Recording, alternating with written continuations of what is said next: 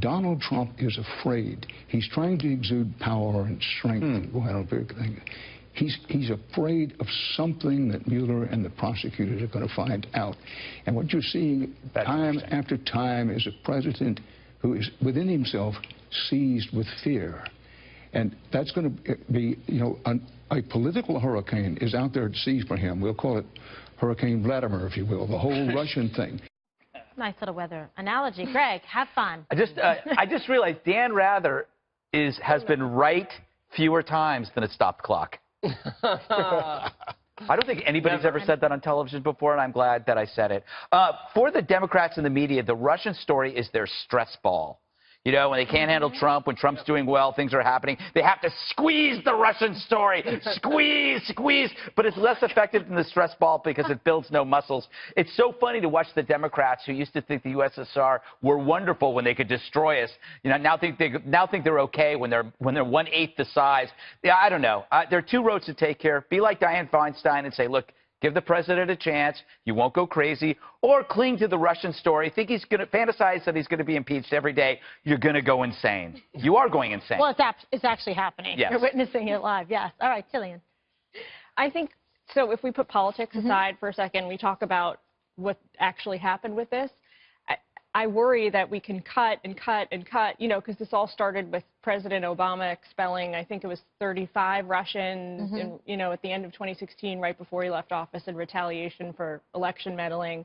Then they cut 750 Americans. Now we can cut and cut and cut until there's no one left on diplomatic channels on either side in either country. And then everybody loses because we have no way to communicate with the Russians anymore. And whether we like them or not, whether we want to talk to them or not, we actually really have to communicate with them about some very important issues that are on the table between us, like the Syrian civil war, like Afghanistan, like Iraq, like all different kinds of things. That's why confliction is so important. Yeah, but I do commend the Trump administration in this instance. They did say the Russians, that they're closing consulates in a few small offices. Those people, the Russians who work there, can be reassigned. So we're not expelling them from the country, which is smart, I think. Yeah, but I mean, on the other hand, is it comparable? I mean, the way that you guys talk about it, you think, oh, well, you know, President Trump's actually punishing the Russians. But in fact, the Russians kicked out 60% of our diplomats at our key embassy in Moscow, right? Which was stupid. Well, that damages our abilities to do what you were talking about, Jillian, which is communicate and talk. We didn't kick out any of their people now. We kicked out 35 earlier. That's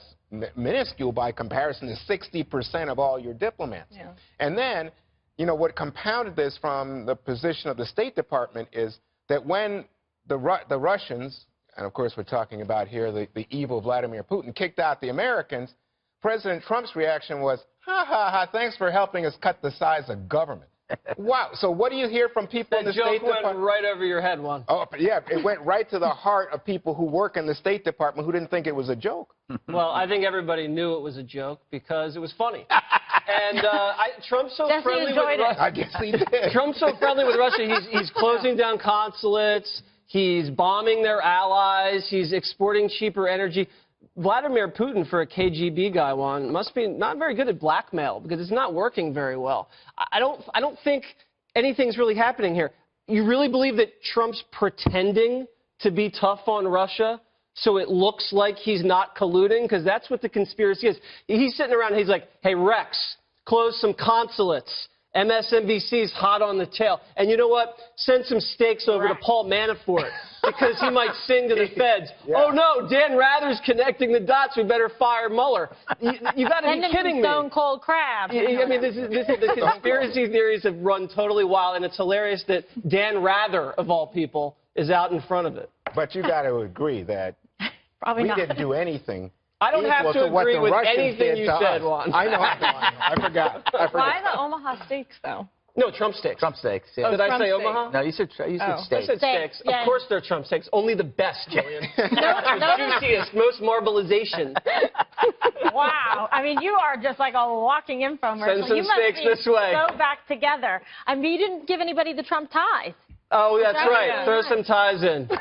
Why not? But, you know, it is unfair to us. It does hurt a lot of people that have, I'm speaking personally, but a lot of this stuff, Bad body a lot of people want to see their family in Russia. They go back and forth. So these kind of retaliation moves do end up hurting people, you know, that have family in Russia and have family in the United States. And so it's a bit of a problem, but hopefully it's temporary. But these steps kind of resemble action when they really aren't. And they've been happening for, what, decades? This is what you do diplomatically. And we're always going to be adversaries with the Russians, no matter how many people try to warm them up. Even Donald Trump wants to warm it up. There's a lot of hawks, a lot of defense contractors that want us to be adversaries, and we will for a very long time.